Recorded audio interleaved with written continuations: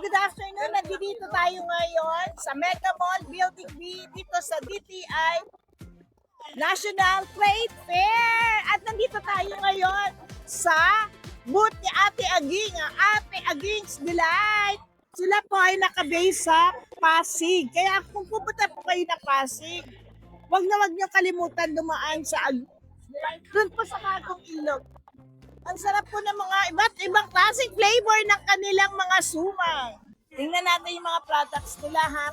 Meron silang kasaba. Alam mo guys, yung iba't ibang ano po yung kasaba. Namuksan na. Ayan, oh. Meron din silang, ito yung mga suman nila. Ayan, suman original. Marami silang klase ng suman, pero ito ang paborito ko, yung suman original. Meron din sila yung bibingka, ayan. Masayang-masaya ako kasi nakita ko ulit si Ate Aging.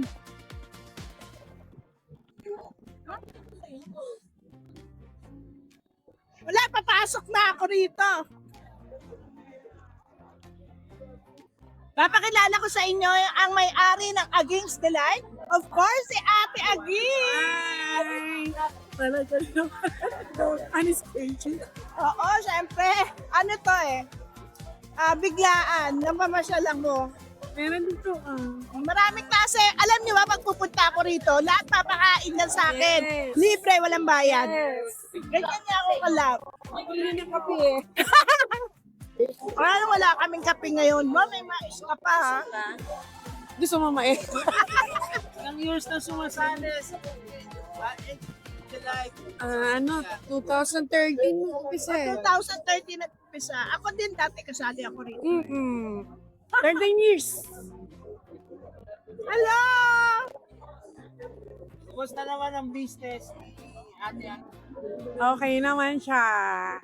Kasi ano siya, labi na naging business. Oo. Ganun yata.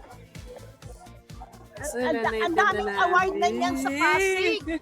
Sobrang daming. Siya yung idol ko.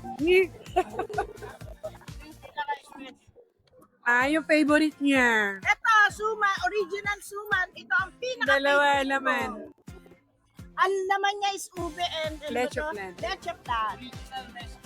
Original Yes. recipe.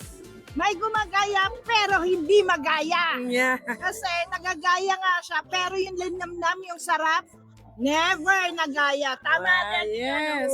Totoo yun.